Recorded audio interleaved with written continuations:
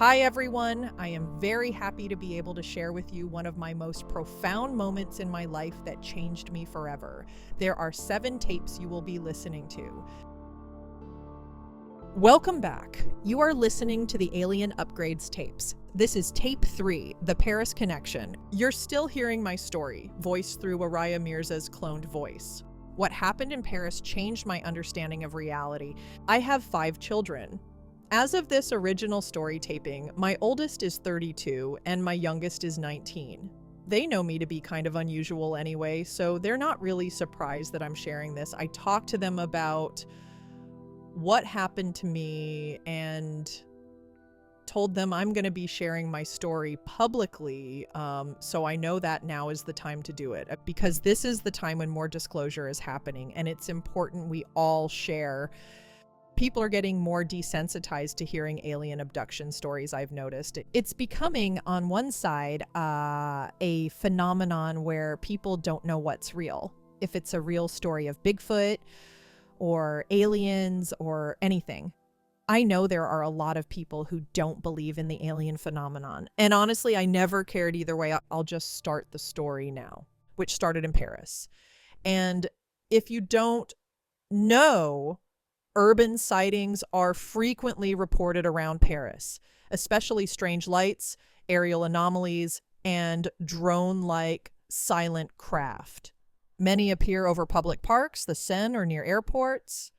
France, and Paris in particular, has a long and active history of UFO activity and investigation. So it is no coincidence this started in Paris for me. It was the second international trip I had taken with my then fiancé, Riz. We had gone to Paris for several days in November 2010. It was the first time I had ever been. I was extremely happy and everything was wonderful. We were in our hotel, sleeping one night, and I was woken up very strangely. My eyes just opened automatically. I looked directly to my left where the big windows were located, and I saw several beings with bigger heads. 3 or 4 little short beings standing by the window. They looked like they were coming toward me, but I couldn't move. They were in the shadows, darkened. I was very groggy, so I didn't really know what I was looking at. It was like a daze, and then before I knew it, I was totally blacked out, completely asleep. The next thing I knew, I heard Riz talking loudly to me from the hotel bathroom. He was telling me to hurry up and get up. I'm normally somebody who's very punctual. I wake up early and I'm ready to go. I get ready fast for an early morning start time like this. But he was kind of irritated with me. He was saying, "We're going to miss the train to Versailles, so you have to hurry up, get up. It's already 7:15. The train leaves at 7:30. We still have to get there. Now." He was frantic. He had unwillingly let me sleep in, which is very rare for me to do. And I woke up and I was looking towards the bottom of my feet where he was in the bathroom. He was straight ahead of me and I couldn't move my neck or body. I couldn't move my head up or to the sides. I was just frozen. I couldn't speak either. I couldn't do anything. At first, I didn't feel any panic. I was still feeling pretty sedated, and I don't take any sleep aids. I don't drink alcohol. I didn't know how to tell him that I can't move because I couldn't say anything. He was getting very concerned because he saw me staring at him, but I wasn't moving. So he comes to the edge of the bed. He leans toward me and he says, kind of very sternly, "If you don't get up right now and get out this door, we're going to miss the train.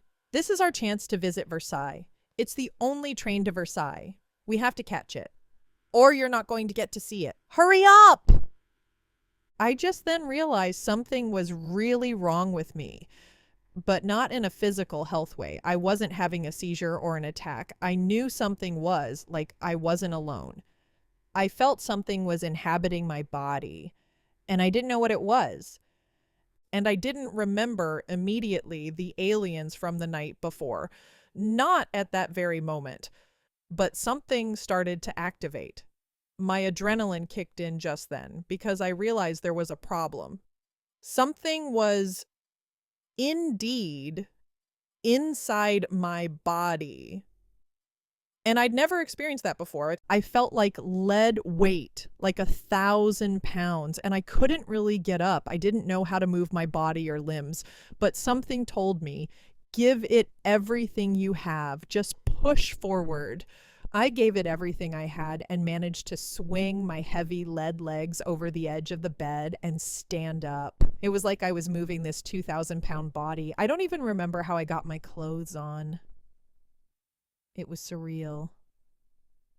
I can barely remember brushing my teeth, just putting shoes on, walking out the door. It was like I was in a daze. I grabbed Riz's arm. By the time I got to the hallway, he was shutting the door behind me, and he was clearly irritated, looking at me like, "What is going on with you? Can you hurry up? Why are you acting like this?" I was very nervous. Something was wrong with me. I didn't know how to tell him properly. My lips felt numb. And then a voice came out of me. It was like this strong voice, but a low, deep-sounding voice. And I said to him, "Riz, there's something inside of me." And I squeezed his hand very hard. I said it again, stronger. "There's something in me." Trying to get his attention, he glanced at me hurriedly. "What?" "Excuse me? What?" He's running to the elevators, barely listening. I said again, "There's something inside of me." Now, you would think, being he's a trance channeler, someone who channels other beings in his body for a living, that, of all people, he would understand. Or at least say, "Yes, okay, I understand there's something in you. Let's talk about it." But no, he was just in a hurry to get to the train. He said, "We'll handle it later. Let's just get to the train." So we get in the elevator. There are people in there staring at us. I just tried to behave, contain this energy. I looked down. I was in some kind of comatose state. I couldn't really move my limbs very well, but I didn't feel this was neurological. He was literally dragging me, pulling me through the train depot.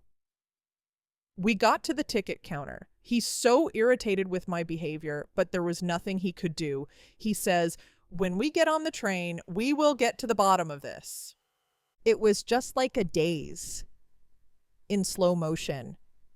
I didn't even feel my body. I didn't feel my feet hitting the ground. I felt like I had this tower of another being inside of my body. A very huge, heavy energy being was in me. We get on the train. I remember wearing this dark navy blue pea coat, like a wool pea coat. We were sitting across from each other. I was just in a stunned state, stiff in my body, eyes wide. I didn't know what to do with myself or how to interpret what was happening. Riz says, "Okay." And he zeroes in on me. He leans forward. He says, "Okay, if you have an alien inside of you, I'll know it. I'm going to ask a lot of questions, and if they answer the way I think they should, then I'll know what's going on." And I was like, "Okay." So he begins, "Hi, what's your name?" And it started from there. I answered, but it wasn't me answering. It was a male voice. Riz looked at me. He spoke to me for 20 minutes, but he wasn't actually looking at me. His expression was of intrigue, like he was talking to someone else, someone sitting next to me. He couldn't take his eyes off my eyes, but it wasn't like he was looking at me. He was looking at someone else, and he was nodding his head a lot. I remember him responding, holding a conversation, but it was muffled. I didn't hear exact words, except that at the end, I heard something about cloaking. "How do you cloak?" And the being that was speaking through me gave the exact technical instructions as to how to cloak a UFO, like an actual flying saucer or disc. I heard that. Immediately after the being was finished, I got the message. "Our memories will be erased." Riz seemed satisfied. He sat back, relaxed with what he had just experienced, nodded his head, and I felt my body come back to myself. I felt myself release the tension. Something indeed left me. I was emotionally overwhelmed. I was out of breath, and I asked him, "What was that? What happened?" And he goes, "Well, you definitely had an alien in you. It wasn't a spirit guide. It was an extraterrestrial. And he wanted to communicate with me."